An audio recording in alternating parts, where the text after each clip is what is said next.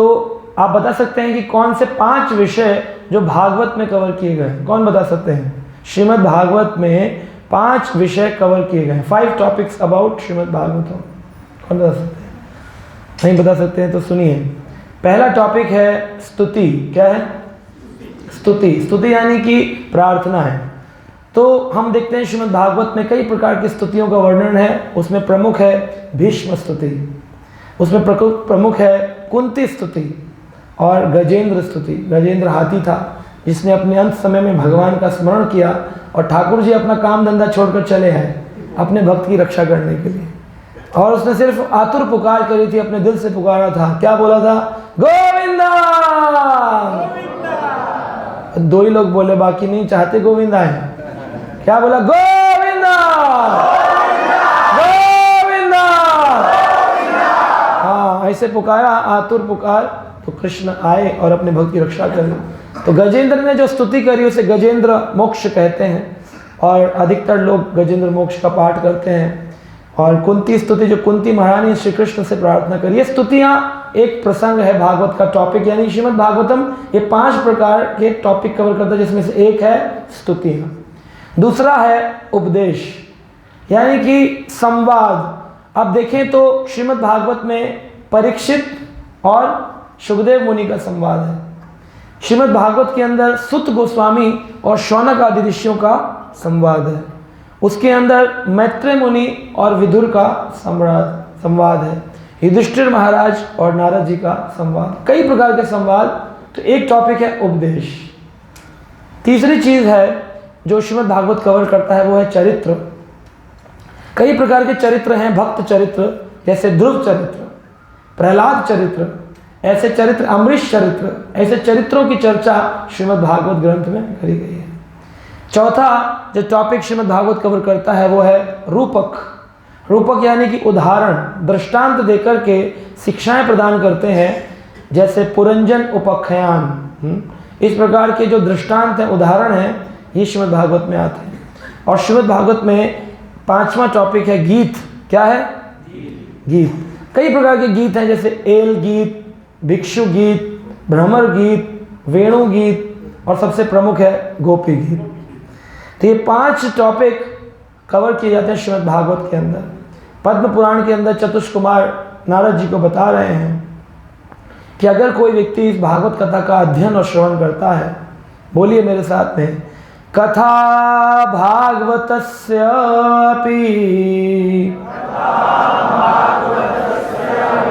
नित्यं भवति यद्ग्रहे तद्ग्रहं तीर्थरूपं हि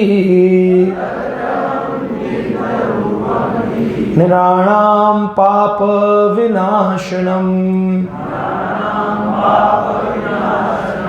अभी आधे लोगों ने बोला है भगवान का श्लोक जब आए उसे बोलना चाहिए। ये स्तुति होती है भगवान की। जितनी स्तुति आप अच्छे से करेंगे उतना जल्दी आपको भगवान का अनुभव होगा, भगवान आप पर कृपा करेंगे। तो इसलिए प्रेम से फिर से बोलेंगे, कथा भागवतस्यापि नित्यं भवति यद्ग्रहे तद्ग्रहं तीर्थरूपं हि नराणां पाप विनाशनम्। मुश्किल है सरल है? सरल है। कहते हैं कथा भागवतस्य अपि, जहाँ कहीं भी हरि कथा होती है, जैसे आपके रायपुर में आप ही के सहयोग से यहाँ पर कथा आयोजित हो रही है, कथा भागवतस्य अपि, जहाँ भी कथा होती है श्रीमद् भागवत की, नित्यम भगवती यद गृहम, जिसके घर में भागवत हो, जिसके घर में भागवत पढ़ा जाए, जिसके घर में भागवत की कथा श्रवण की जाए, तद गृहम तीर्थ रूपम ही, उसका घर तीर्थ बन जाता है।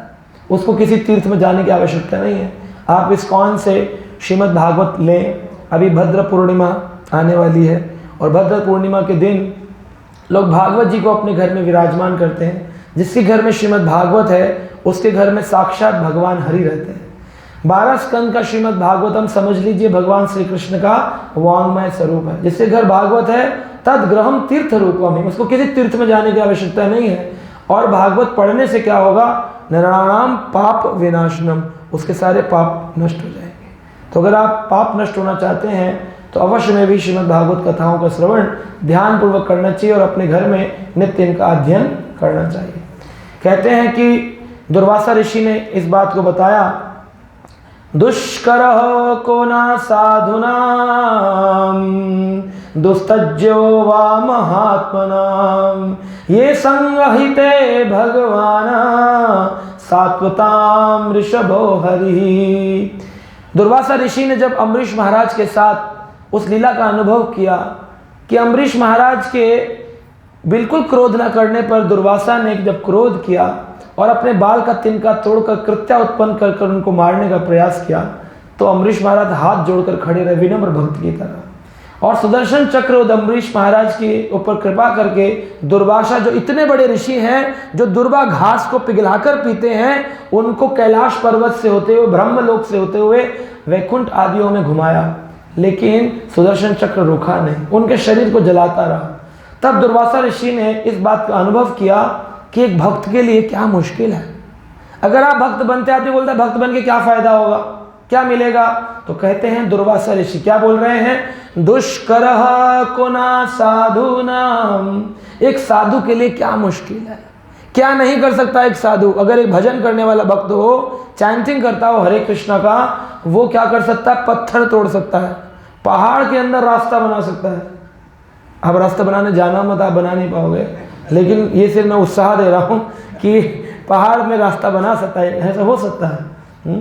मुखम करोति वाचालम पंगुम लंघिते गिरम यत् कृपातम हम वंदे श्री गुरुदीन तारणम परमानंद माधवम। माधव की और गुरु की कृपा जिस पर होती है वो व्यक्ति मुखम करोति वाचलम, गूंगा व्यक्ति बोलने लग जाता है, गूंगा व्यक्ति बोलने लग जाता है। पंगुम लंघिते गिरम, एक लंगड़ा व्यक्ति बहुत बड़े पर्वत पहाड़ को पार कर जाएगा, पर्वत पार कर जाता है। आप कहेंगे ऐसा कैसे हो सकता है, इसका कोई उदाहरण है जो गूंगा बोल गया हो, या फिर ऐसे कोई उदाहरण हो जो कि लंगड़ा पार कर गया हो। अनेक अनेक उदाहरण हमारे इस्कॉन केंद्र में आपको मिलेंगे, इस्कॉन मंदिरों में, जहाँ पर ऐसे ऐसे डिवोटी हैं जो बोलना नहीं जानते थे। महेश प्रभु आप अभी इतना कुछ बोले, श्लोक बोल रहे थे, आज से 3 साल पहले आप ऐसे बोलते थे, तो क्या कहे जाएंगे भौतिक समाज के हिसाब से, गूंगे कहे जाएंगे, शास्त्रों के हिसाब से तो गूंगे ही हैं, लेकिन अभी तो पटर पटर बोल रहे हैं। ये कैसे बोलने लग गए, मूकम करोति वाचालम, एक गूंगा व्यक्ति जो शास्त्र नहीं जानता। मैंने साइंस में पढ़ाई की, जैसे प्रभु जी ने बताया, मैंने मैनेजमेंट की पढ़ाई करी, फार्मा की पढ़ाई करी, मैंने अपने जीवन में कभी संस्कृत नहीं पढ़ी।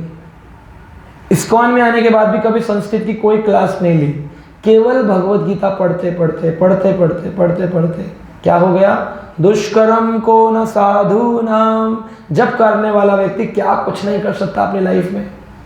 मुकम करोति वाचलम, गूंगा बोलने लगता है। पंगुम लंघते गिरम, एक लंगड़ा व्यक्ति पहाड़ को पार कर जाता है, पर्वतों को पार कर। आप कहेंगे इसका उदाहरण, इसके उदाहरण है हमारे इस्कॉन के संस्थापक आचार्य एसी भक्तिवेदांत स्वामी श्रील प्रभुपाद। प्रभुपाद जी की उम्र 70 साल की थी। 70 साल की उम्र में आप में से कितने लोग हैं जो 70 साल से ऊपर हैं? 2 लोग हैं, 3। आप बताइए, आपको अगर यहाँ से दिल्ली जाना हो मेरी कथा सुनने तो आएंगे? प्रभु जी आ जाएंगे, टिकट तो नहीं मांगोगे? अच्छा प्रभु जी आएंगे। प्रभु जी, लेकिन आप अनुभव कर सकते हैं कि अमेरिका जाकर के अगर आपको बोला जाए बिना सर्दी के कपड़ों के आपको जाकर के हरी कथा कहनी है, सुननी नहीं है, और वहाँ आपको कोई सुनने वाला भी नहीं है, तो जाएंगे? मना कर दिया प्रभु जी ने भी। आखिरी हमारी उम्मीद थी वो भी टूट गई। लेकिन प्रभुपाद जी जो थे अमेरिका गए 70 साल की उम्र में, बड़ी चढ़ी अवस्था में, 2 बार हार्ट अटैक आया, लेकिन फिर भी वो गए। और जब अमेरिका गए, जब बॉस्टन हार्बर पे उतरे, उनको ये नहीं पता था मैं किधर जाऊं।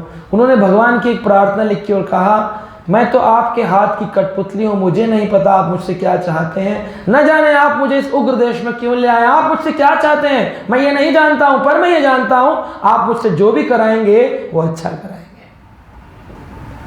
मार्कन संदेश श्रील प्रभुपाद जी ने दिया, और उसके बाद श्रील प्रभुपाद जी सैन फ्रांसिस्को गए, वहाँ न्यूयॉर्क गए, और अनेक अनेक जगहों पर उन्होंने अपने सेंटर्स खोलने शुरू कर दिए। जब एक भी व्यक्ति भक्त नहीं था स्वामी प्रभुपाद जी के साथ, अकेले भारत के व्यक्ति विदेश में थे अकेले, तो एक दिन जा रहे थे एक बस में, एक बस कंडक्टर ने पूछा, स्वामी जी आपको देखता हूं मैं आज रोज आते जाते हैं, लगता है आप बहुत बड़े स्वामी हैं, कितने शिष्य हैं आपके और कितने केंद्र हैं आपके? तो स्वामी प्रभुपाद जी ने कहा, मेरे 10,000 शिष्य हैं और मेरे 100 से अधिक केंद्र हैं। अभी मुश्किल से 1 ही महीना हुआ था, एक भी शिष्य नहीं था और एक भी केंद्र नहीं था। तो कंडक्टर ने पूछा, आप उनका एड्रेस बता सकते हैं? उन्होंने कहा, जैसे ही मुझे पता चलेगा मैं तुम्हें भी बता दूंगा। तो उन्होंने कहा कि अगर फिर नहीं है तो बोले बस समय का भेद है, वो सब सेंटर अपनी जगह हैं, समय आने पर अपने आप प्रकट हो जाएंगे। ये विश्वास होता है भगवान के ऊपर। और चले गए प्रभुपाद जी, पंगुम लंघते गिरम, 70 साल का व्यक्ति जिसे कहे कि चल नहीं सकता, 2 बार हार्ट अटैक है, उसने पूरे 7 समुद्र पार अमेरिका जाके ऐसा प्रचार किया, आज तक लोग इस्कॉन को बोलते हैं अरे ये तो अंग्रेजों की संस्था है।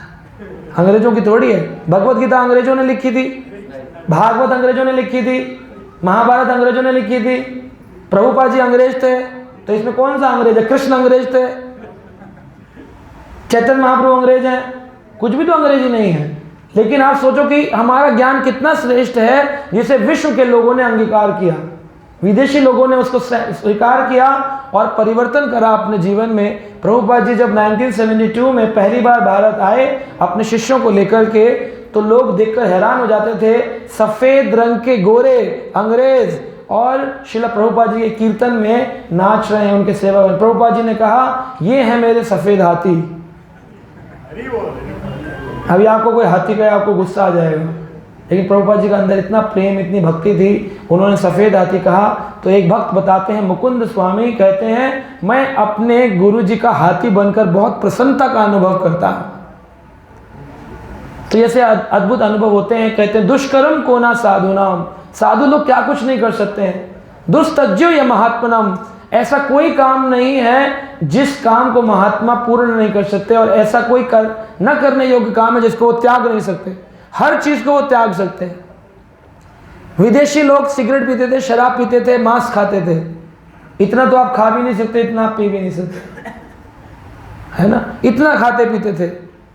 लेकिन उसके बाद उन्होंने श्रील प्रभुपाद जी के मूवमेंट को जब ज्वाइन किया, दुस्तज्यो व न महात्मनम, एक महात्मा के लिए क्या मुश्किल है किसी भी चीज को त्याग देना। हम लोग संसार में अटके हुए हैं, अभी घर गृहस्थी परिवार, भजन नहीं होता, प्रचार नहीं होता। हमारा मंदिर है इस्कॉन रायपुर, आप में से कितने लोग हैं जो हर रोज मंदिर जाते हैं?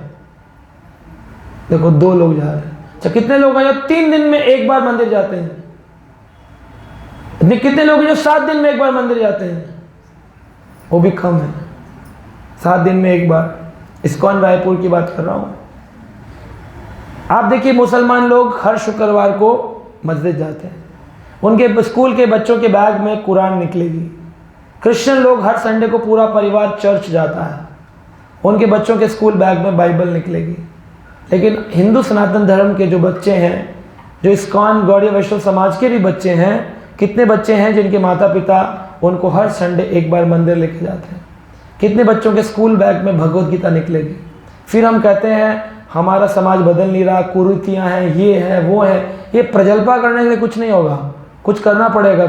आज जितने लोग हैं, आप लोग प्रण करिए, करेंगे कि हफ्ते में एक बार मंदिर जाएंगे अपने पूरे परिवार के साथ। कितने लोग प्रण लेते हैं कि हम जाया करेंगे?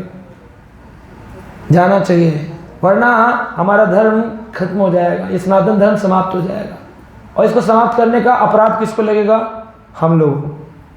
आप में से कितने लोग ऐसा प्रण करते हैं कि हमारे ऑफिस के बैग में भगवत गीता रहेगी और हमारे स्कूल के बच्चों के स्कूल बैग में एक छोटी भगवत गीता रहेगी? कितने लोग प्रण करते हैं? पक्का? झूठा हाथ मत खड़ा करना, भगवान देख रहे हैं, गौर नहीं, हाथ वहीं से उड़ा लेंगे ऊपर। हाँ, रखना चाहिए भगवत गीता का ज्ञान। ये जो भगवान की संगति करते हैं, भगवान के साथ रहते हैं, सात्वताम ऋषभ हरि, हरि अपने ऐसे इम्पॉसिबल टारगेट्स बच्चों के पूर्ण करा देंगे। ऐसे अद्भुत कार्य भगवान ने अपने भक्तों की इतनी रक्षा करी है इस्कॉन के अंदर। तो ऐसे, मतलब अगर मैं अपने जीवन की जीवनी बताने बैठूं तो 7 दिन निकल जाएंगे यहीं पर ही, और कथा प्रारंभ भी नहीं हो पाएगी। हमारी कथा हो जाएगी हरि कथा की जगह। इतने अनुभव होते हैं जहां पर ऐसा लगता है ये तो हो ही नहीं सकता, इम्पॉसिबल। कृष्ण कहते हैं इम्पॉसिबल के अंदर छुपा हुआ है आई एम पॉसिबल। ये लेकिन ये भजन की शक्ति से होगा। अगर भजन नहीं करते होंगे तो फिर संसार में वही है, कौन है भगवान? अरे मेरे हिसाब से तो शनिदेव होंगे, मेरे हिसाब से तो सूर्य भगवान होंगे। अनुमान प्रमाण लगाते हैं, गैस करते रहते, तो शायद वो होंगे। हम तो जी भोले बाबा को मानते हैं, हम तो जी साईं बाबा को मानते हैं, हम तो जी इस बाबा को, उस देवी को। शास्त्र प्रमाण क्या कहते हैं? शास्त्र कहते हैं अनुमान प्रमाण नाही, बोलिए, ईश्वर तत्व ज्ञाने, कृपा बिना ईश्वर तत्व कोई नहीं जाने। कोई नहीं जान सकता जब तक ईश्वर की कृपा ना हो। आप लोग यहाँ जो आ गए ना, आप अपनी इच्छा से नहीं आए। कभी मत सोचिएगा हम आ गए अपनी इच्छा से। इस्कॉन में जो भी व्यक्ति आता है वो भगवान के द्वारा चुना जाता है। इस संसार में लोग भटक रहे हैं, तड़प रहे हैं, जल रहे हैं, मर रहे हैं, कट रहे हैं, लेकिन भगवान की ओर नहीं जाते हैं। भगवान कहता है, किसी व्यक्ति के अंदर देखता है कि हाँ अब इसका टाइम आ गया है, इसको कुछ देना है, फ्रूटफुल, कुछ अच्छा अनुभव कराना है, इसका टाइम आ गया। और उसको टाइम पर भगवान उसको तत्व ज्ञान कराते हैं कि ईश्वर तत्व कौन है? श्री कृष्ण, भगवान श्री कृष्ण। ईश्वरम परम कृष्णा सच्चिदानंद विग्रह अनादिरादि गोविंद सर्व कारण, हर कारण के कारण है भगवान श्री कृष्ण। पद्म पुराण में नारद जी इस बात को वर्णन करते हैं कि अगर किसी ने विष्णु की आराधना नहीं करी तो उसका जीवन अधूरा रह जाता है, उसका जीवन पूर्ण नहीं होता। आप देखिए कोई भी यज्ञ करें अपने घर में, कोई भी यज्ञ हो, विघ्न का हो, गृह प्रवेश का, उसकी पूर्ण आहुति में क्या बोलते हैं? हाँ क्या बोलते हैं? ओम पूर्णमिदम, ओम पूर्णात् पूर्णमिदम पूर्णस्य पूर्णमुदच्यते पूर्णात् पूर्णम एव अविशिष्यते। पूर्णमादाय, बोलिए, पूर्णमादाय पूर्णमिदम पूर्णम उदच्यते पूर्णस्य पूर्णमादाय पूर्णम एव अविशिष्यते। यस, इसका मतलब है ईशोपनिषद की ये स्तुति मंत्र बताता है ओम पूर्णमादाय, कृष्ण पूर्ण है, उनके अंदर से निकलने वाली हर वस्तु भी पूर्ण है, और कृष्ण में से पूर्ण निकल जाने पर भी जो बाकी बचता है वो भी पूर्ण है, और जो उनसे निकलता है वो भी पूर्ण है। ये तो अजीब नोट है। 100 रुपए के नोट में से अगर 50 निकाल लो तो कितने बचते हैं? 50 बच। ऐसा नोट बना है 100 में से 100 निकाल लो तो 100 भी रह जाए और जो बच जाए वो भी 100 रह जाए। कितना बढ़िया हो जाए, फिर नौकरी पे जाने की जरूरत ही नहीं। 100 में से 100 ही खर्च करते रहो और 100 के 100 बने रहे। कृष्ण अपने अगर 1000 लाखों रूपों में भी विस्तरित हो जाएं फिर भी कृष्ण आदि पुरुष गोविंद 100% वैसे के वैसे बने रहते हैं। कई बार लोग बोलते हैं जी कृष्ण जब गोलोक से नीचे वृंदावन में लीला करने आए तो वहां कौन था? ये अपनी बुद्धि लगाते हैं ना कि हमारा चौकीदार छुट्टी पर चला गया, वो अपने गांव में था तो बिल्डिंग में नहीं था, बिल्डिंग में था तो गांव में नहीं था। कृष्ण अगर वृंदावन में थे तो गोलोक में नहीं थे, गोलोक में थे तो वृंदावन में नहीं। लेकिन ऐसा नहीं है। ओम पूर्णमिदं पूर्णमदाय पूर्णमुदच्यते, कृष्ण पूर्ण है, उनसे हजारों विष्णु निकलते हैं, वो भी अपने आप में पूर्ण है, और पीछे जो रह जाता है कृष्ण वो भी अपने आप में पूर्ण है। इसलिए हर यज्ञ के अंत में बोलते हैं श्री विष्णु श्री विष्णु श्री विष्णु, विष्णु का नाम आता है, इससे यज्ञ पूर्ण होता है। यानी कोई देवी देवता की आप उपासना कर लो, लेकिन अगर आपने कृष्ण उपासना नहीं करी है आपकी सारी उपासनाएं यूजलेस, श्रम एवं केवलम, टाइम वेस्ट हो जाएगा। पद्म पुराण में श्लोक है, नारद जी बता रहे हैं यस्मिन् अराधितो विष्णु विश्वम अराधितम भवेत् तुष्टे चराचरम तुष्टम सर्वदेवो मयो हरो। कहते हैं यस्मिन् आराधितो विष्णु, अगर किसी ने कृष्ण की आराधना कर ली, किसकी? कृष्ण की आराधना कर ली, विश्वम आराधितो भवेत्, पूरे विश्व की आराधना हो जाएगी। आपको अलग से गणेश जी की और सोमवार की और मंगलवार की करने की जरूरत नहीं है। यस्मिन् आराधितो विष्णु विश्वम आराधितो भवेत्, पूरे विश्व की पूजा हो जाती है। और खाली विश्व की नहीं, तुष्टम चराचरम तुष्टम, इस संसार में चलने वाली ना चलने वाली हर वस्तु अपने आप में संतुष्टि का एहसास करती है। सर्वम देवो मयो हरो, इसलिए सभी देवताओं में से हरि भगवान सर्वश्रेष्ठ भगवान है। आपको कुछ नहीं करना, केवल एक मंत्र का जाप निरंतर करना है। हरे कृष्णा कृष्णा कृष्णा हरे हरे, हरे राम राम राम हरे हरे। तो आप माला ऑलरेडी कर ही रहे हैं इस मंत्र की। देखिए कि जब हम मंत्र की जाप तो करते हैं लेकिन विश्वास के साथ नहीं करते हैं, विश्वास के साथ नहीं करते हैं। आप में से कितने लोग हैं जो एक स्थान पर बैठकर 16 माला कर सकते हैं? सच बोलिएगा, 2 लोग हैं, इतने सारी कॉन्ग्रीगेशन। इसका मतलब मन हमारा विचलित है। जब मन विचलित होता है तो हम एक स्थान पर स्थिर नहीं रह सकते। मन अस्थिर है तो शरीर भी अस्थिर चलता फिरता घूमता बेचैन। 2 माला कर ली, फिर रख दी, 2 कर ली, फिर रख दी, फिर घूम लिए, फिर थोड़ी चाउमीन खा ली, फिर आ गए, फिर कर ली, फिर पानी पी लिया, फिर आ गए है ना। ऐसे प्रकार का जपा होता है। कई प्रकार के जपा हैं।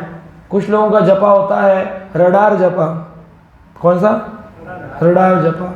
वो अपनी जप भी करते रहते हैं और दूसरा क्या क्या कर रहा है ये भी ऑब्जर्व करते रहते हैं। हरे कृष्णा कृष्णा कृष्णा हरे हरे, हरे राम राम राम। ऐसे करके सबको फिर बाद में बताते हैं, प्रभु जी पता है चैंटिंग कर रहे थे उस टाइम वो ये कर रहा था, उस टाइम वो कर रहा था, तुम्हें कैसे पता? तुम अपना नहीं कर रहे थे क्योंकि तुम तो दूसरे को ऑब्जर्व कर रहे थे। इसे रडार जपा। कुछ लोग जपा करते हैं एंटरटेनमेंट जपा। एंटरटेनमेंट जपा होता है जब करते करते टीवी चला करके उसमें सीरियल देखते हैं, कौन बनेगा करोड़पति, टाइम टाइम चढ़ाएं हरे कृष्णा। फिर वो बोलते हैं आप बता सकते हैं इन 4 में से कौन सा उत्तर सही है? तो जो जप कर रहा होता है बोलता है हरे कृष्णा कृष्णा कृष्णा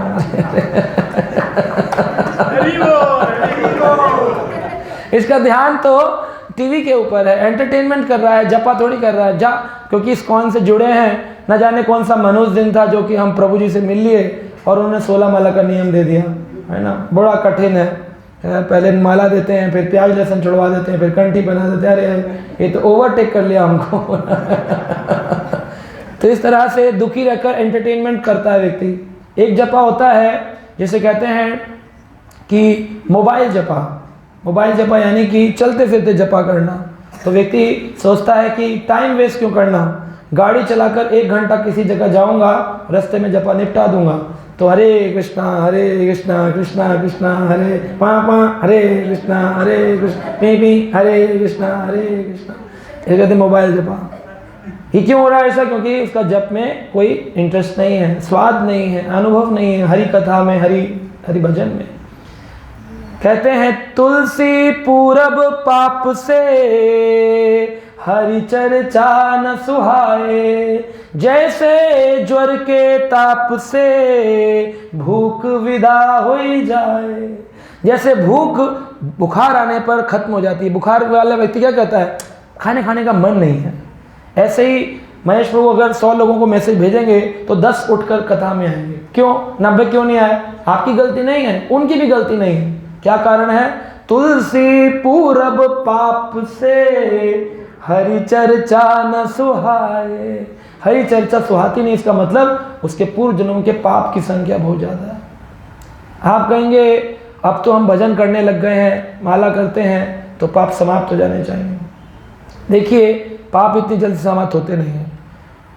पुराण में वर्णन आता है कि पाप जो है वो क्रम में प्रलय होता है। क्रम एव ही प्रलयते, क्रम में प्रलय होगा। पहले प्रारब्ध, अप्रारब्ध, कूटम, बीजम, फलोन्मुखम, ये धीरे धीरे सीक्वेंस में एक के बाद एक प्रलय होते हैं। बड़ा मुश्किल होता है जो व्यक्ति जप करके और अपने मन से ये सारे विकारों को नष्ट कर दे, विश्वास बढ़ाए अपना। कर्म के दूत जो होते हैं वो व्यक्ति को पकड़ते हैं। गहनो कर्मणा गति, कर्म की गति बड़ी गहरी है। आप जब जन्म लेते हैं आपके पास 3 मटके होते हैं। एक मटका होता है पुण्य का, एक मटका होता है पाप का, और एक मटका होता है भक्ति उन्मुख सुकृतियों का। पाप के मटके से आप दुख प्राप्त करते हैं, पुण्य के मटकों से आप सुख प्राप्त करते हैं, और भक्ति उन्मुख सुकृति के मटके से आप भक्ति प्राप्त करते हैं।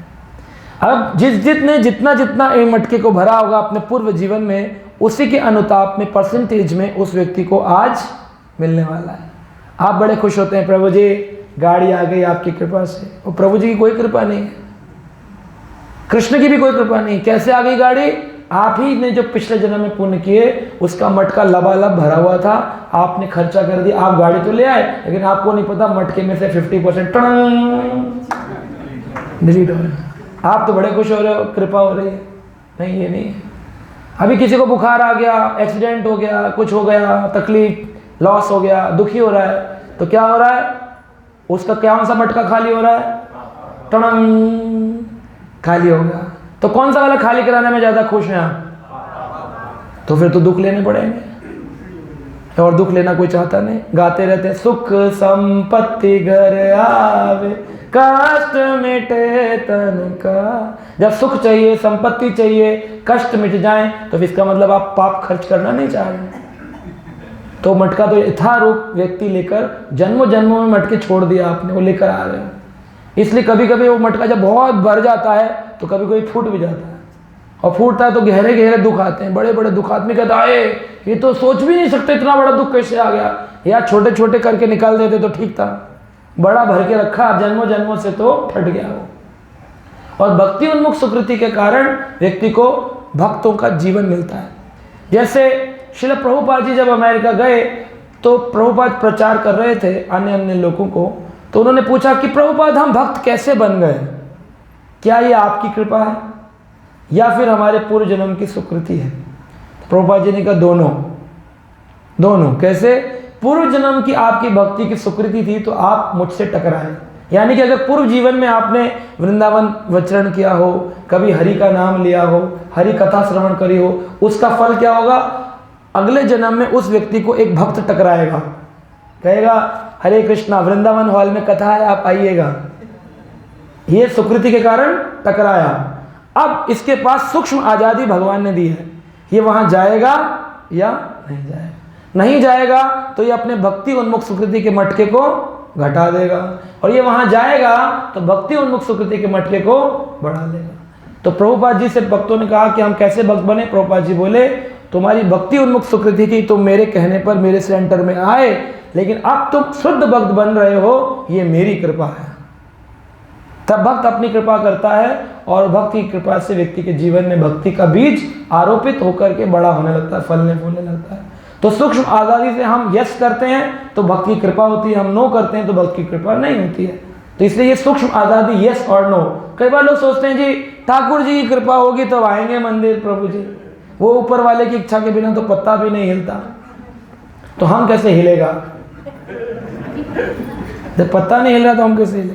तो भगवान आएंगे इनके घर पे, चलो हरि बोल, मंगला आरती टाइम 4 o'clock, पी पी, कम ऑन प्रभु come on, why are you sleeping, come on, ऐसे बोलेंगे? कभी नहीं करेंगे ऐसे। भगवान तो सालों साल से खड़े हैं अनेकों मंदिरों में, कभी किसी से जाकर कहते नहीं आओ आओ मंदिर आओ।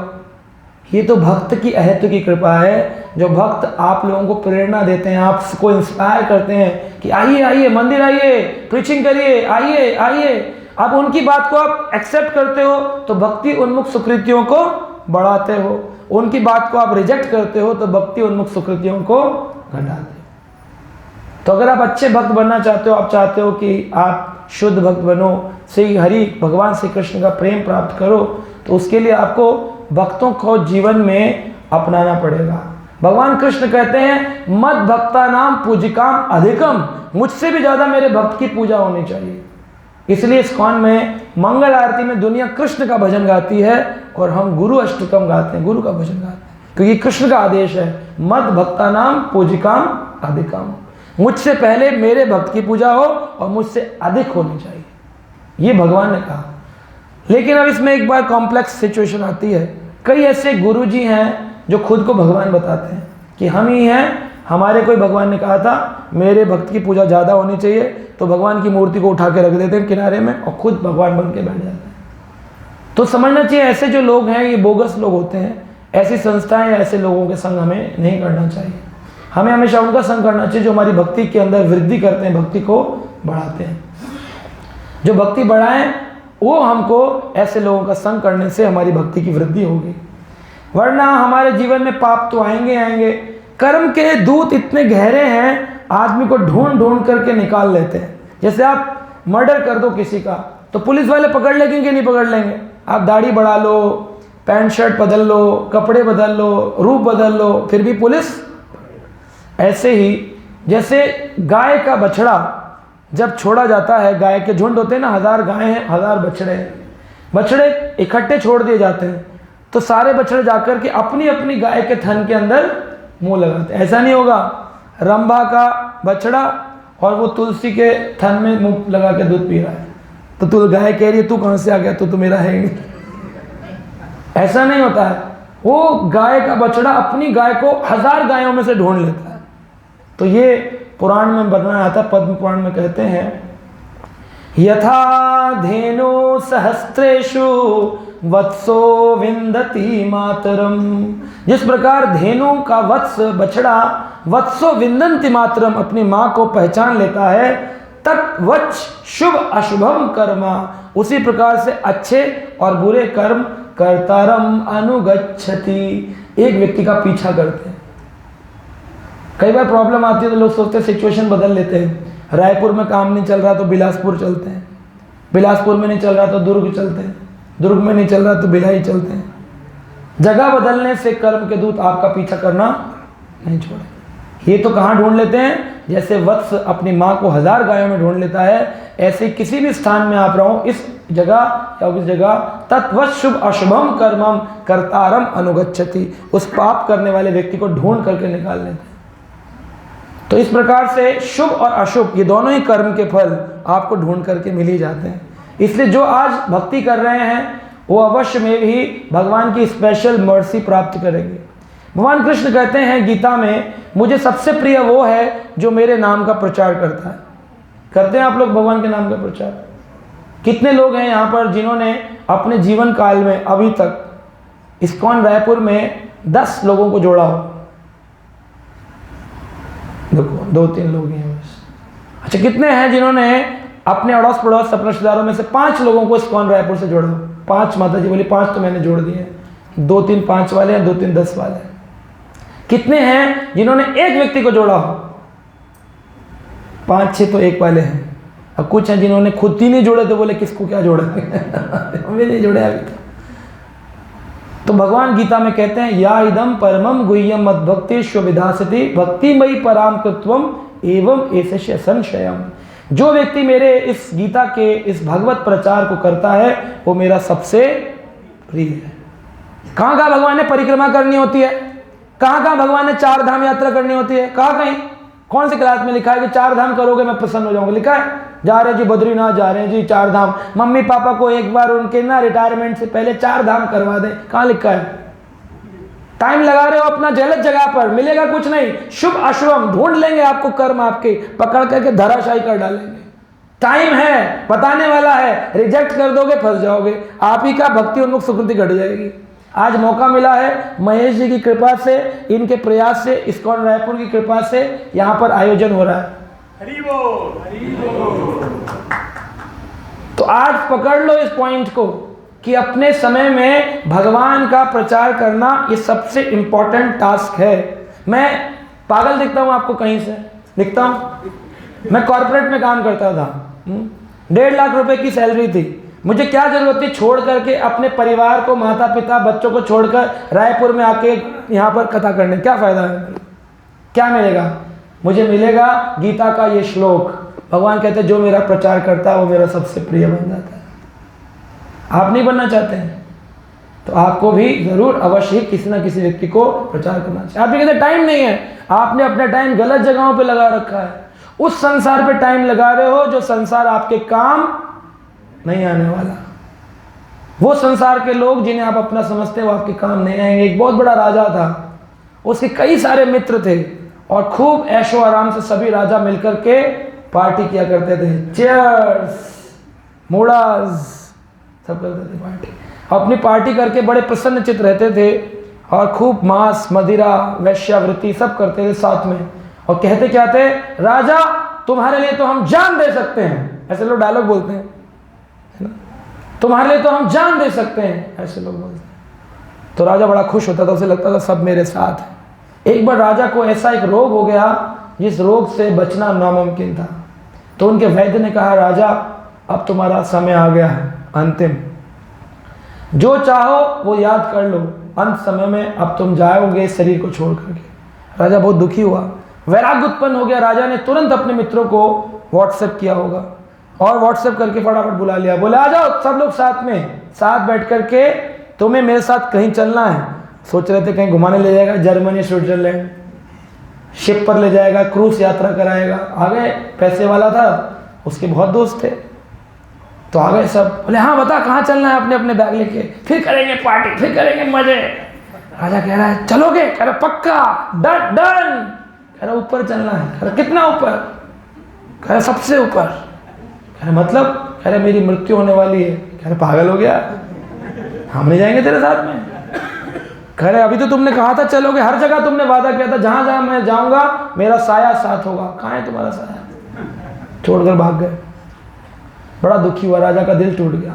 कहा कोई बात नहीं, मेरी पत्नियां हैं कई सारी, राजा की कई रानियां थी।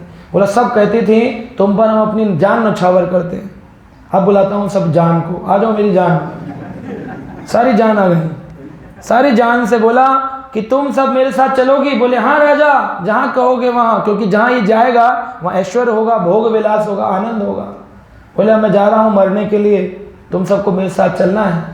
सब बोले अरे आजा कैसी बात करते हो, वहाँ आज तक कोई किसी के साथ गया है जो हम तुम्हारे साथ जाएंगे? बोले तुमने तो वादा किया था कि अगर आप मरेंगे तो आपसे पहले मेरी अर्थी जाएगी, चलो। कह रहे वो तो कहने के लिए था, करने के लिए थोड़ी थी। सब टूट गए, सब अलग हो गए। बच्चों को बुलाया, बच्चे बोले कि देखिए राजा, अब तो आप हमारे अपने शरीर के नहीं रहे तो हमारा आपसे क्या संबंध, अब हम राजकुमार बनेंगे। हम तो प्लान ही कर रहे थे, आपका शरीर बूढ़ा हो चुका था कि हम तलवार से किसी दिन आपको मार के आपकी गद्दी ले लें, भगवान ने अपने आप ही अरेंजमेंट कर दिया, हमारे हाथ में लेने हुए। राजा बहुत दुख लगा, बोला कोई नहीं है मेरा साथी। तो रोकर के उसने कृष्ण को पुकारा, कृष्ण का स्मरण किया और कहने लगा ओ कृष्णा, ओ कृष्णा, कृष्णा, ओ कृष्णा। तो कृष्ण को जब आतुर पुकार करते हैं ना, कर्पण्य भाव से, हेल्पलेसली कृष्ण को पुकारा। जब पुकारा तो कृष्ण आए। कृष्ण कहते हैं अभी मेरी याद आई है तुमको, अभी याद आई है। जन्म से लेकर के आज तक पूरा जीवन तुमने मेरा कभी स्मरण नहीं किया। करा तो भी औपचारिकता के रूप में, सुख संपत्ति करावे के लिए अगरबत्ती और दिया जलाया। कहा तुमने कभी मुझसे प्रेम किया? जिस संसार में तुमने अपने टाइम को इन्वेस्ट किया, क्या आज वो संसार तुम्हारे काम आ रहा है? नहीं वो तो नहीं आ रहा। करे फिर? बोले आप ही काम आएंगे। और ये बोल करके उसने कहा लेकिन हरि अब मैं आपको अपनी शरणागति करता हूँ। कहा आप भी शरणागति करने का क्या फायदा? करे आप तो कहते हैं कि जब चाहे आदमी शरणागति कर सकता है, इसकी कोई उम्र नहीं है। भगवान कृष्ण उससे प्रसन्न और उन्होंने कहा राजा चिंता मत करो, तुम्हारी चिता जलेगी, तुम्हारा शरीर जो तुम जिसे अपना कहते हो, नहलाते हो, धुलाते हो, इसमें क्रीम लगाते हो, लोरियल लगाते हो, डाई करते हो, बालों को सजाते हो, अपनी तरह तरह के कपड़े पहनते हो, ये शरीर भी तुम्हारा जल करके राख हो जाएगा। परंतु भगवान कहते हैं आत्मा भगवत धाम को या स्वर्ग को जाएगी, उससे पहले परमात्मा कहते हैं मैं आगे आगे तुझे गाइड करता हुआ चलूंगा। भगवान आगे चलते हैं, आत्मा पीछे चलती है। ऐसा नहीं होता है कि आत्मा को ढूंढना पड़े परमात्मा कहाँ मिलेंगे। परमात्मा आगे चलते हैं और आत्मा पीछे पीछे चलती है, आगे आगे परमात्मा चलते हैं। कई बार लोग सोचते हैं अरे हमने पिछले जन्म में कई सारे पाप किए होंगे, चलो थोड़ा पुण्य कर लेते हैं। माला भी करते हैं और पुण्य भी करते हैं। मैंने कई सारे इस्कॉन डिवोटीज को भी देखा है, वो लोग पुण्य के अंदर बड़े पुण्य के प्रेमी होते हैं, क्योंकि हमारे भारतीय संस्कृति में पुण्यों को बड़ा प्रधानता दी गई है। पुण्य करो, पायस कर्मास, पायस एक्टिविटीज। बोले इससे क्या होगा? बोले इससे पाप कट जाएगा। आप में से कितने लोग हैं जो ऐसा कहते हैं कि पुण्य करने से अगर कोई जाने अनजाने पाप हुआ तो कट जाएगा? कितने लोग ऐसा मानते हैं? क्या कहते हैं? नहीं कटेगा? क्या कटेगा? नहीं कटेगा? एक साइड तो हाथ उठाओ, हाथ है भगवान ने दिए ना। कटेगा? नहीं कटेगा? कितने लोग बोलते हैं नहीं कटेगा? हाँ, सब जानते हैं कि नहीं कटेगा। स्पिरिचुअल मैथमेटिक्स कहता है 10 अच्छे काम किए और 4 बुरे काम किए तो आपको रिजल्ट 6 नहीं मिलेगा, 10 - 4। आपको 10 अच्छे का अच्छा फल मिलेगा और 4 बुरे का बुरा फल मिलेगा। ये प्रमाण है, ये खाली ऐसे नहीं लोग बोलेंगे। कहाँ लिखा है? ब्रह्म वैवर्त पुराण में लिखा है। ब्रह्म वैवर्त पुराण में इसका मेंशन है। कहा है? बोलिए मेरे साथ, ना नष्टम दुष्कृतः कर्म सुकृतेन च कर्मणा, न नष्टम सुकृतेन कर्म कृतेन दुष्कृतेन च, न नष्टम, नहीं नष्ट होते हैं दुष्कृतम कर्म, पाप के कर्म जो हैं वो सुकृतेन च कर्मणा, सुकृति अच्छे काम करने से पाप खत्म नहीं होगा। कि रात को शराब पी ली और सुबह उठ के हनुमान जी की जय बाबा, व्रत रखते हैं मंगलवार का 12 बजे का इंतजार करते हैं, बोले उसके बाद बोले फिर भोग लगाएंगे। ऐसा नहीं होता है कि पाप और पुण्य करेंगे तो पुण्य करने से व्रत कर लिया मंगलवार का तो बुधवार की शराब बच जाएगी, इसका फल मिलेगा, इसका फल मिलेगा। ना नष्टम सुकृतेन कर्मान कृतेन दुष्कृतेन च, अच्छे कर्म से बुरा और बुरे से अच्छा का काट नहीं होता है। तो इसलिए आपको अच्छे और बुरे दोनों फल को भोगना ही पड़ेगा। इसलिए आप सब तो अच्छे भक्त हैं, अपने जीवन को सुचारू रूप से चला रहे हैं, ध्यानपूर्वक जप करिए और इस्कॉन केंद्र को आगे बढ़ाने में इसकी मदद करिए। श्रील प्रभुपाद जी बहुत प्रसन्न होंगे आप सबसे और इस जीवन में आपको अद्भुत शक्ति, शांति, आनंद का अनुभव होगा अगर आप किसी भी एक व्यक्ति को अच्छा भक्त बनाते हैं। श्रील प्रभुपाद ने भगवत गीता के इंट्रोडक्शन में लिखा है, हम बहुत प्रयास कर रहे हैं पूरे विश्व में अनेकों शिष्य बना के, लेकिन अगर एक प्रभुपाद ने वर्ड यूज किया है, वन, एक भी अगर अच्छा शिष्य बन गया तो हम समझेंगे हम अपने प्रयासों में सफल रहे। Only one. हजारों शिष्य बन रहे हैं लेकिन अच्छे शिष्य नहीं बन रहे हैं। तो what is the difference between a good devotee and a devotee? क्या डिफरेंस है, कौन बताएंगे? एक अच्छे भक्त में और भक्त में क्या भेद है? हाँ जी प्रभु जी बताएं, जोर से बोलना पड़ेगा। मेरे हिसाब से एक अच्छा भक्त निस्वार्थ होता है जी। बहुत अच्छा। और कोई बोलना चाहते हैं? एक पॉइंट नहीं पता आप लोगों को? हाँ प्रभु जी। अच्छा भक्त ये सोचेगा कि मैं इस प्रचार को और कैसे आगे बढ़ाऊं। एक अच्छा भक्त सोचेगा इस प्रचार को मैं आगे कैसे बढ़ाऊं। बहुत अच्छा। और कोई पॉइंट? माता नहीं, तिलक तो सबने लगाया है। एक अच्छे भक्त में और भक्त में क्या भेद है? आप अच्छे भक्त हैं या भक्त हैं या कम भक्त हैं? कम भक्त बोल रहा हूं मैं, कम भक्त हैं। आप लोग कौन है, भक्त हैं कि कम भक्त हैं? कम भक्त हैं।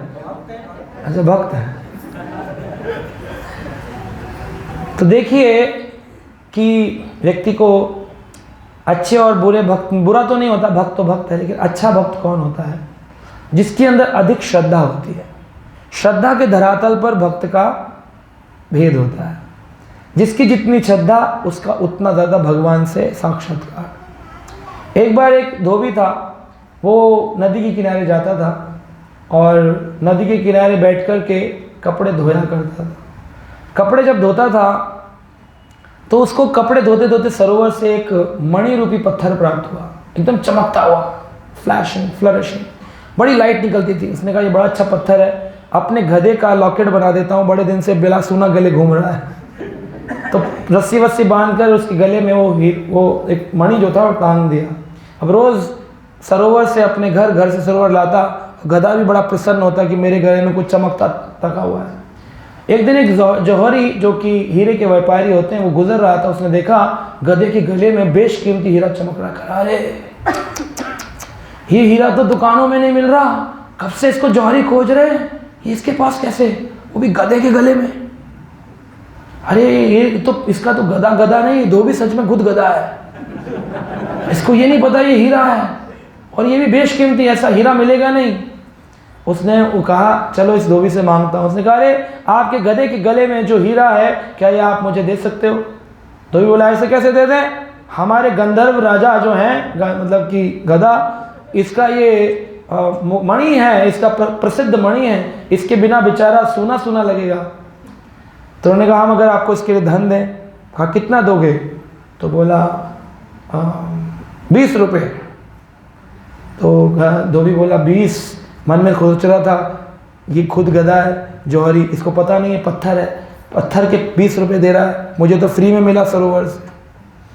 तो मन में सोच के फिर थोड़ा जोर लगा के बोला, अरे 20 नहीं, अगर तुम 50 कर दो तो मैं दे सकता हूँ। जौहरी बोला, हाँ ये सचमुच गधा है, ये 50 रुपये में मुझे बेशकीमती हीरा दे रहा है जो करोड़ों रुपए में भी नहीं आएगा। उसने कहा ये लो 50 रुपये तुरंत। गले का उसने खोला।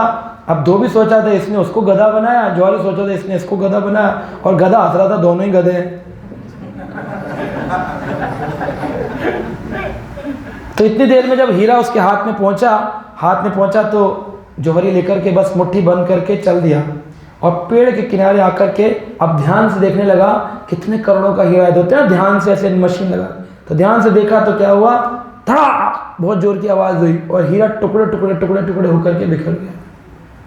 तो जौहरी टेंशन में आ गया, बोला ऐसा कैसे, ये हीरा बिखर कैसे गया, इसमें अंदर क्या हो गया। तो हीरा बोलता है, अंदर से आवाज़ आई, हीरे ने कहा कि हे जौहरी, तुम्हारे हाथ में आकर के मेरा दिल फट गया। मेरा दिल क्यों फट गया? बोले एक धोबी तो इस हीरे की कीमत नहीं जानता था, लेकिन तुम तो जौहरी थे, तुमने मेरी कीमत सिर्फ 50 रुपये लगाई, मतलब ये मोल लगाया। जौहरी थे, करोड़ों का हीरा था, लाख में खरीद लेते, 2 लाख में खरीद लेते, तुमने मतलब 50 रुपये, मतलब जौहरी होकर के मुझे 50 रुपये कीमत, मतलब गिल्टी भावना से उसका दिल फट गया। तो ऐसे ही हम माला लेकर घूमते हैं, तिलक लगा के घूमते हैं, मंदिर बोल रहे हैं जाते हैं, इस्कॉन से जुड़े हुए हैं जी, लेकिन भगवान का जो हरि नाम है इसके प्रति श्रद्धा नहीं, गीता पढ़ने के प्रति श्रद्धा नहीं, हरि कथा पढ़ने के प्रति श्रद्धा नहीं, हरि प्रचार के प्रति श्रद्धा नहीं। तो इसी प्रकार भगवान हरि का नाम जो है ना, उसका दिल भी फट जाता है। कहता है तुम लोग तो भक्त हो, तुम तो कम से कम समझो, संसार नहीं समझ रहा तो कोई बात नहीं, तुम भी इस हरि नाम का महत्व नहीं समझ रहे, तुम भी इस प्रचार और गीता का महत्व नहीं समझ रहे। तो इस सुनकर के अंदर ही बीड बैग में हरि नाम माला का दिल फटा हुआ होता है, इसलिए हमारे चेहरे लटके रहते हैं, उदास रहते हैं, प्रसन्न नहीं होते हैं। प्रभुपाद जी कहते हैं चैंट एंड बी, हैं आप लोग? सारे नहीं हैं, कुछ कुछ हैं। क्यों नहीं है? क्योंकि चैंट कर ही नहीं रहे, अभी तो माला घिस रहे हैं, इसको कहते हैं माला घिसना, है ना। माला ले ली और घिसना शुरू कर दिया, माला पतली हो जाएगी, हो सकता है उंगली में निशान भी पड़ जाए, लेकिन भगवान प्रसन्न नहीं होंगे। भगवान प्रसन्न होते हैं श्रद्धा के ऊपर, फेथ। जितना ज़्यादा विश्वास उतना ज़्यादा भगवान प्रसन्न। तो आप कहेंगे कि भगवान को प्रसन्न करने के लिए विश्वास चाहिए, ज्ञान भी तो होना चाहिए। बिना ज्ञान के हम प्रचार कैसे करेंगे?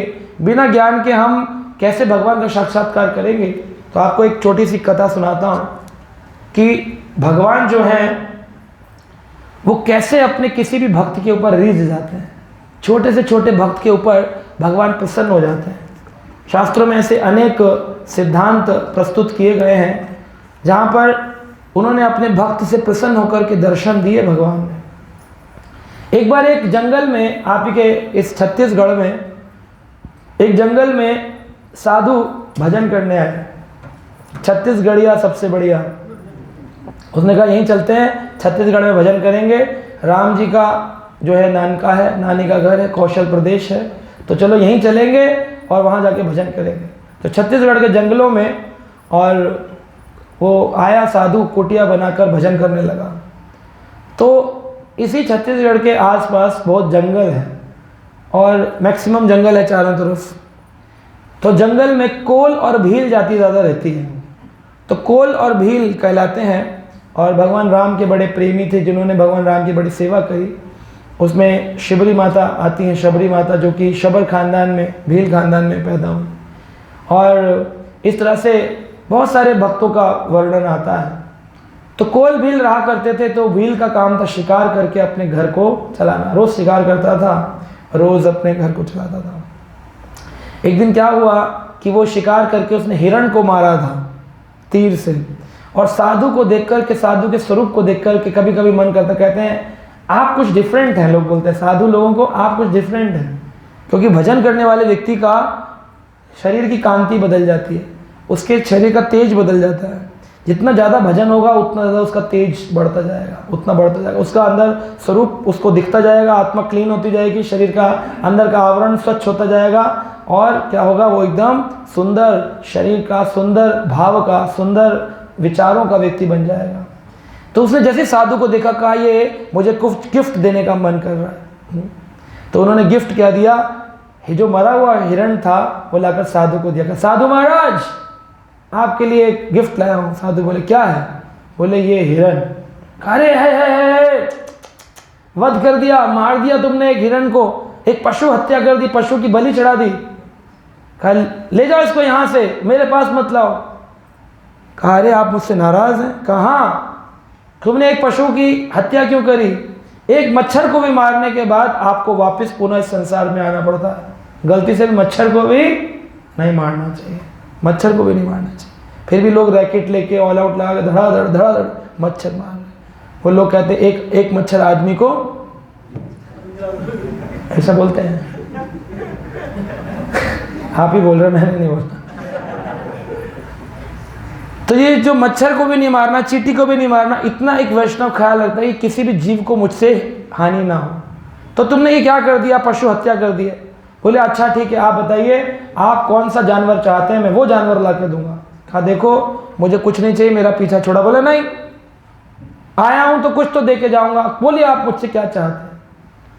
अब वो पीछे जब पड़ रहा था तो उन्होंने कह दिया कि ठीक है काम करो, तुम जाओ और जाकर के मुझे एक ऐसा पशु ला के दो जिसके पैर मनुष्य के हों और हाथ पशु के हों और मुख सिंह का हो। कौन है? और साधु ने बस वर्णन कर दिया। साधु बोला अभी कहाँ मिलेगा इसको, जा ढूंढता रहे जंगलों में। तो बोला ये तो समझ में आ गया कि भाई ये मुझे ऐसा पशु लाना है, तो कैसा लाना है, जीवित या मृत? अब इसे क्या पता, नरसिंह को ही मार नहीं सकता, लेकिन उसने पूछा प्रश्न जीवित या मृत। तो साधु बोला अरे प्रश्न पूछता है मूर्ख, जीवित या मृत? ऑब्वियस सी बात है जीवित लाना है। कहा ठीक है, तो मुझे उसके लिए बड़ा जाल बनाना पड़ेगा। बड़ा जाल बना लिया और बड़ा जाल बनाकर बोला ये मिलेगा कैसे, इसका नाम क्या है? बोले इसका नाम है नरसिंह। कह रहा ऐसा पशु तो मैंने सुना नहीं आज तक। बोला हाँ ये नर भी है और सिंह भी है। कह रहा हमारे जंगल में पाया जाता है? कहा मैंने एक बार जाते हुए देखा है। साधु ने कुछ तो बोलूँ, जाए यहाँ से, मेरा भजन करने नहीं दे रहा। बोला हाँ मैंने देखा है जंगल में। कहा ठीक है तो मैं कोशिश करता हूँ महाराज, कह के चला गया और वो जाल लेकर के घूमता रहा। कहा पुकारूं कैसे? बोले बस इसकी आवाज़ लगाना, ये कोई भी व्यक्ति इसको आवाज़ लगाता है उसके पास आ जाता है। ये चला गया, उन्होंने मंत्र लिख कर दे दिया। कहा बोलते रहना श्री नरसिंह, बोलिए जय नरसिंह, जय जय जय नरसिंह देव, प्रहलादे से जया पद्मा, मुखा पद्मा भृंग, उग्रम वीरम महाविष्णु, ज्वलंतो सर्वतोमुखम, नरसिंहम भीषणम भद्रम, मृत्युर्मृत्युम नमामि हम। अब ये लिख करके दे दिया। बड़ा मुश्किल हुआ उसको, उल्टा पुल्टा जैसे तैसे, वो उल्टा सही से श्लोक नहीं पढ़ रहा था पर बोल रहा था, पूरा पढ़ लेता था, एंड में बस जोर से बोलता था नरसिंह, फिर पढ़ लेता, टेढ़ा मेढ़ा मंत्र बोलता था, उल्ला उल्ला करके बोलता था मंत्र, और बाद में फिर बोलता नरसिंह। क्या बोलता था? नरसिंह। ढूंढता रहा, कई दिन बीत गए जाल लेकर के। अब इसने अंदर प्रण ले लिया था कि जब तक इसका पशु नहीं मिलेगा तब तक मैं खाऊंगा नहीं, कुछ नहीं खाऊंगा, भूखा मर जाऊंगा। अब यहाँ पर जाल लेकर बैठा हुआ है और बार बार नरसिंह मंत्र पढ़ता है, नरसिंह मंत्र पढ़ता है, नरसिंह। रात बीत रही है, दिन बीत रहा है, रात बीत रही है, बारिश हो रही है, बैठा हुआ है नरसिंह। साधु बड़ा प्रसन्न हुआ, बोला नहीं मिला, अच्छा वो महीना भर हो गया, पीछा छूट गया, वरना रोज आ जाता था कुछ लाऊंगा। अच्छा हुआ। एक महीना बाद एक दिन कुटिया के बाहर से आवाज आ रही थी। लोग, साधु बोला शेर आ गया लगता है कोई, आज शेर आ गया, आज मृत्यु का वो है। उसने जोर जोर से मंत्र पढ़ने लगा, हरे कृष्णा कृष्णा कृष्णा हरे हरे, हरे राम राम राम। ये अपना मंत्र पढ़ने लगा जोर जोर से। साधु घबरा गया कि शेर आ गया मेरी कुटिया के, अब कान लगाकर सुनने लगा कितनी नजदीक है। तो जब कोई पशु नजदीक आएगा तो उसकी आवाज बढ़ने लगेगी। तो पहले ऐसे आ रही थी, तो लग रहा दूर है शेर झाड़ियों में, फिर तो बोला अब तो पास आ रहा है, कभी भी कुटिया के अंदर दरवाजा तोड़कर अंदर आ जाएगा सिंह। आज अंतिम दिन है। रोज वो जब बड़े ध्यान से उसका चालू हो गया, अचानक से आवाज आती है, महाराज महाराज। ये बाहर निकल के आया, बोला हाँ बोलो क्या कहते हो। बोला आपका पशु मिल गया। क्या मेरा पशु मिल गया? पागल हो गया, मेरा पशु तुझे कैसे मिल जाएगा? तू कोल है, तू भील है, तुझे मेरा पशु कैसे मिल जाएगा? तो उन्होंने कहा कहाँ है, दिखाओ। तो उन्होंने दिखाया, बोला ये देखो जाल के अंदर तुम्हारा पशु मैंने बांध रखा है। आवाज आ रही है, लेकिन साधु को दिख नहीं रहा। वो कह रहा देखो कितना भारी है, मैं खींच के लाया हूँ। कह रहे कहाँ है? कह रहे मुझे तो दिखता नहीं। कह रहे कहाँ? ये तो रहा तुम्हारे सामने, आवाज तो आ रही है। कह रहे आवाज तो सुनाई दे रही लेकिन दिखता मुझे कुछ नहीं है। तो है ना, उसने कहा कि मैं जाल लेकर के बैठा था और आपने जो मंत्र दिया वो बोल बोल करके इसके नाम से मैंने इसे पुकारा, मैंने अपना वादा पूरा किया, ये लो तुम्हारा। तो वो कहता है कि मुझे दर्शन नहीं हो रहे हैं। तो जो भील था उसने उन पशु नरसिंह भगवान से कहा, इतना मंत्र जपा था ना, उसका हृदय पूरा शुद्ध हो गया था भगवान के नाम से। उसने रिक्वेस्ट करी कि हे नरसिंह तू मुझे दिखता है, इसको क्यों नहीं दिखता? तो भगवान नरसिंह कहते हैं इसके मन में श्रद्धा नहीं है। क्या नहीं है? और है कौन? साधु भक्त है, इसके मन में श्रद्धा नहीं है। ये बोलता तो है लेकिन ये सोचता है कि मैं कभी नहीं आऊँगा। मूर्ति है, उसको मूर्ति मानता है। ये नरसिंह मंत्र भी पढ़ता है, उसके बाद डॉक्टर के पास भी जाता है, कहता है मुझे किसने बचाया? लोग बोलते हैं उस वाले डॉक्टर ने बचाया। कभी नहीं कहता मुझे नरसिंह ने बचाया। नरसिंह होम लिखा होता है ना बाहर, तो किसका घर होता है वो? किसका होता है? नरसिंह का होता है, डॉक्टर का नहीं होता। वहां पर रक्षा कौन करता है? दवाइयाँ, डॉक्टर या नरसिंह? इसीलिए देखो नरसिंह होम लिखा है उसके बाद ना। नरसिंह भगवान रक्षा करते हैं, राखे कृष्ण मारे के और मारे कृष्ण राखे के। अगर कृष्ण रक्षा करेंगे तो कोई नहीं मार सकता, और कृष्ण मारने पे आएंगे तो कोई रक्षा नहीं कर सकता। जब कोल भील ने प्रार्थना करी कि हे प्रभु आप मुझे दिख रहे हैं, इसको क्यों नहीं दिखते? तो नरसिंह ने कहा इसमें श्रद्धा नहीं। ये बात सुनकर साधु के आंखों में आंसू आ गए, रोने लगा। बोला मेरा जीवन नष्ट हो गया, मैंने अपना इतना समय लगाया भजन करने में, इतने साल निकाल दिए, मुझे लोग साधु मानते हैं लेकिन मुझ में श्रद्धा नहीं है। आपने इस बात का एहसास करा दिया। हे नरसिंह मुझे क्षमा करो, मुझे दर्शन दो, मुझे दर्शन दो। तब नरसिंह भगवान ने उसे दर्शन दिए। जब दर्शन दिए तो देख के हैरान हो गया साधु, जाल में बंधे हुए हैं नरसिंह, जाल के अंदर। कह रहे हे प्रभु आप जाल में, पागल है तूने, जाल में बांध दिया मेरे भगवान को। आप दिखा रहा है बड़ा भाव, अभी दिख भी नहीं रहे थे। फिर फटाफट आया, रस्सी तोड़ रहा, जाल खोल रहा, पूरा का पूरा निकाल दिया। बोला नरसिंह को आज़ाद करो, मेरे प्रभु को आज़ाद करो। भगवान बोले बताओ, आज़ाद तो कर दिया, क्या चाहते हो? बोले प्रभु आप एक बात बताइए, आप इससे प्रसन्न हो गए और मेरे में कैसी क्या कमी रह गई जो आप मुझसे प्रसन्न नहीं हुए? उसने कहा कि तूने अपने गुरु के वाक्यों पर श्रद्धा नहीं रखी, लेकिन इसने तुझे अपना गुरु माना और तेरे वाक्यों पर श्रद्धा रखी। इसने कहा कि नरसिंह नाम का पशु तूने देखा है और इसने तेरी बात पर विश्वास करके मुझे पा लिया, लेकिन तेरे गुरु ने कहा कि मैंने नरसिंह देखा है तो तूने उसकी बात पर विश्वास नहीं किया, क्योंकि तेरे मन में डाउट था ऐसा कोई पशु होता है। केवल एक संशय आत्मा विनश्यति। आपको प्रभुपाद जी ने क्या कहा? प्रीचिंग इज द एसेंस, प्रचार ही सार है। फिर भी आप लोग प्रचार नहीं कर रहे, इसका मतलब आपको अपने ही गुरु प्रभुपाद जी पर विश्वास नहीं, इसलिए आपको नरसिंह का दर्शन नहीं होगा। पूरा मत मानिएगा, कभी नहीं होगा। जिस दिन आप अपना खून पसीना, अपना शरीर, अपना जीवन प्रभुपाद जी के मूवमेंट को देंगे, उस दिन जाकर के आपको अपने ही घर के ठाकुर जी दर्शन देंगे, पक्की बात है। मेरा मुझ में कुछ नहीं, बोलिए, जो कुछ है सो तेरा, तेरा तुझको सौंप दूं, क्या लागे है मेरा। जब मैं था तब हरि नहीं, अब हरि है तो मैं नहीं, सब अंधियारा मिट गया, जब दीपक देखा जाए। क्या कहते हैं, इसका मतलब है मेरा मुझ में कुछ नहीं, आपके अंदर आपका कुछ भी नहीं है, जो कुछ है सो इनका। गौर निताई श्री कृष्ण राधा रानी इनका है ना।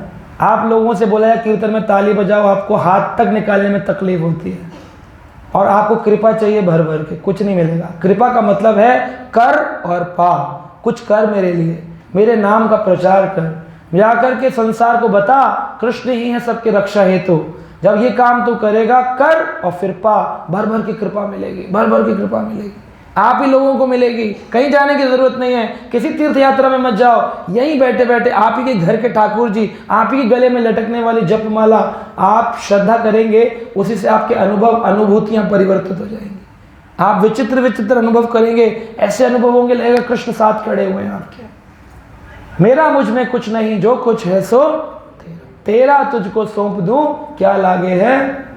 तो देना है उनको अपना सब कुछ, नछावर कर देना चाहिए, अपना मन वचन अपने कर्म, मनसा वाचा कर्मण। कर्म करो केवल कृष्ण के लिए, वचन बोलो तो कृष्ण के लिए, है ना, और मन से भगवान का स्मरण करो। भगवान कुछ नहीं चाहते आपसे, बस ये चाहते हैं कि आप अपने अहंकार को छोड़ करके मन में उनका स्मरण करो, मन से भगवान का भजन करो श्रद्धा पूर्वक। श्रद्धावान लभते ज्ञानम, जिनमें श्रद्धा है उन्हीं को ज्ञान प्राप्त होता है। आप कहेंगे हमें श्रद्धा तो है, तभी तो हम आए हैं इस प्रवचन को सुनने के लिए। श्रद्धा तो है लेकिन आप में परिपक्व श्रद्धा नहीं है, कोमल श्रद्धा है। जो श्रद्धा अपने अनुसार मुड़ती बढ़ती रहती है, ये पूर्ण श्रद्धा नहीं है, पूर्ण शरणागति नहीं है। जब मैं था तब हरि नहीं, जब तक आप में ये रहेगा कि हम भी बहुत कुछ जानते हैं तब हरि नहीं मिलेंगे। जब हरि था तो मैं जीरो हो जाता है, ईगो जीरो, ईगो जीरो होगी, आप देखेंगे ठाकुर जी की इतनी अद्भुत लीलाएं होंगी, आपका जीवन सुधर जाएगा। एक बार एक व्यक्ति था, वो भगवान कृष्ण की पूजा किया करता था। आपके घर में भी गोपाल जी होंगे, कितने लोगों के घर में गोपाल जी हैं? सबके घर में। कितनी बार गोपाल जी ने आपको अपने चतुर्भुज रूप के दर्शन कराए हैं? नहीं कराए। कितनी बार गोपाल जी आपके साथ आपकी गाड़ी में बैठ के घूमने गए वृंदावन? वो टोकरी में बैठा के ले जाओ जबरदस्ती, वो बात अलग है, लेकिन कितनी बार अपने स्वतः रूप से भगवान गए हैं आपके साथ? नहीं जाएंगे। क्यों नहीं जाएंगे? इसकी कथा है, बड़े ध्यान से सुनिए।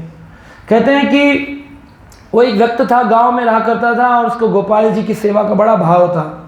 19 साल लगातार रोज श्रृंगार करना, नहलाना, बैठ करके भगवान के आगे गीत गाना रहता था। लेकिन एक दिन वो जा रहा था अपने गांव के किनारे पगडंडी से होता हुआ, उसको उसका एक मित्र प्राप्त हुआ। वो मित्र देखा तो गाड़ी में जा रहा था और ये गोपाल जी का जो भक्त था ये साइकिल पर जा रहा था। तो उसने कहा, और भाई गोपाल, उसका नाम क्योंकि गोपाल की पूजा करता था तो उनके मित्र ने गोपाल निक नेम से कहा, और भाई गोपाल आज तक ठन गोपाल, और भाई गोपाल आज तक ठन गोपाल, कुछ नहीं है तुम्हारे पास? तो ये साइकिल पे जा रहा था, इसको बड़ी बेइज्जती लगी और इसने देखा वो गाड़ी में, कहा तुम्हारी नई गाड़ी है, तुम भी तो इसी गांव में मेरे साथ खेलते थे, ये गाड़ी बंगला, ये कपड़े कैसे? कहा भाई हम तुम्हारे तरह गोपाल की पूजा नहीं करते, हम करते दुर्गा माई की पूजा। जो अधिष्ठात्री दुर्गा है ना, अष्टभुजाधारी, उसकी मूर्ति की पूजा करते हैं। हर साल मुराद पूरी करती है माँ, हम हर साल चुन्नी बांध के जाते हैं पैदल परिक्रमा करने। अच्छा तुम भी गोपाल को छोड़ो, एक कृष्ण कुछ नहीं देने वाले, तुम करो दुर्गा जी की पूजा। तो बोला ठीक है, तुमने मुझे ज्ञान दिया, धन्यवाद। वो अपने चला गया, अपने घर आया, पत्नी से बोला निकालो इसको यहाँ से, हटा इसकी मूर्ति, है ना, अब हम यहाँ लगाएंगे हमारी दुर्गा माई को लगा, अष्टभुजाधारी दुर्गा माई लगी थी। अभी गोपाल जी निकाल तो सकते नहीं है, टाइम लगता है। जैसे इस्कॉन में जब लोग जुड़ते हैं उनको कहो देवी देवताओं को हटाओ, कहते हैं प्रभु जी इतनी जल्दी नहीं होगा, थोड़ा टाइम लगेगा, है ना। धीरे धीरे एक एक करके फ़ोटो निकलेगी। इतनी सारी जो ढेर इकट्ठा कर रखा है हमने, उसको समय लगता है निकलने में। फिर जब पूरा भक्त बन जाता है उस दिन पॉलीथीन में भरता है, जाके सारा विसर्जित कर देता है, कह रहा अब केवल कृष्ण का हो गया मैं। लेकिन जब तक वो कृष्ण का पूरा नहीं होता तब तक वो शिव जी की छोटी सी, गणेश जी की काली सी, सबकी मूर्तियाँ रहती हैं उनके पास। तो इस तरह से इसके पास इसने दुर्गा जी को लगाया और कृष्ण जी को फेंका नहीं, लेकिन क्या किया, ऊपर एक खिड़की के पास ले जाके रख दिया। बोला अब तुम यहाँ बैठो, देने के लिए कुछ है नहीं तुम्हारे पास, अब तुम्हारे से हमारा कोई नाता नहीं, जिसके पास देने को नहीं चाह रहा उससे हमारा नहीं भाईचारा, हटा के ऊपर रख दिया। और दुर्गा जी के आगे बड़े भाव से, जब नई नई मूर्ति आती है तो ज़्यादा भाव होता है ना। गणेश चतुर्थी आती है तो जिस दिन पहले दिन गणपति बप्पा आते हैं उस दिन लोग बड़े खुश होते हैं। जिस दिन जा रहे होते हैं उस दिन पता ही नहीं होता भीड़ कहाँ चली गई जो आई थी लेने के लिए, गायब हो जाते हैं। उत्साह भंग होता है लोगों का, ये कलयुग का लक्षण है, ज़्यादा समय तक टिकता नहीं उत्साह। तो ये भी आया बड़ा उत्साह से, अगरबत्ती कर्पूर बड़ी भाव की आरती गा रहा था, अगरबत्ती लगा के रखी। अब अगरबत्ती जल रही थी, अब धुएं का तो स्वतः स्वभाव है, ऊपर की ओर जाता है तो धुआं ऐसे ऐसे करके ऊपर जा रहा है। जब धुआं ऊपर जा रहा था तो अब इसने 19 साल तो पूजा करी कृष्ण की, अब इसके मन में तो कृष्ण बसते थे, लेकिन अब दुर्गा जी को ले आया तो औपचारिकता तो करनी थी, औपचारिकता कर रहा था। अभी देख पूजा तो नीचे कर रहा है पर दृष्टि कृष्ण की ओर है, तो देखा कि धुआं जो था वो भगवान के मुख पे ऐसे टच करता हुआ जाएगा, अब जाएगा ही धुआं तो ऐसे टच कर, तो इसको क्रोध आ गया, नीचे उतार लिया। कह रहा है कि जब तुमसे हमने इच्छा व्यक्त करी तब तो तुम्हारे पास देने को कुछ नहीं था, आज हमारी दुर्गा माई से हम मांगने लगे, उनका धुआं फ्री में सूंघ रहे हो बैठे बैठे। अंदर गया, अंदर से कॉटन निकाल के लाया, उसकी 2 गोलियां बनाई और ठाकुर जी की नाक में ऐसे करके घुसा दिया। बोला जब तुम्हारे पास देने को कुछ नहीं है तो दुर्गा माई का धुआं भी सूंघने नहीं दूंगा, नाक पे बंद करके बिठा दूंगा। जैसी नाक में लगा करके और हटाई था, क्या देखता है, कृष्ण चतुर्भुज रूप में प्रकट हो गए। तो हैरान हो गया देख करके, कह रहा है अरे इतने साल नहलाया धुलाया तब प्रकट नहीं हुए, आज जो है ये तुम्हारी नाक में क्या रुई घुसा दी तुम प्रकट हो गए, ये विधि हमें पहले क्यों नहीं पता थी।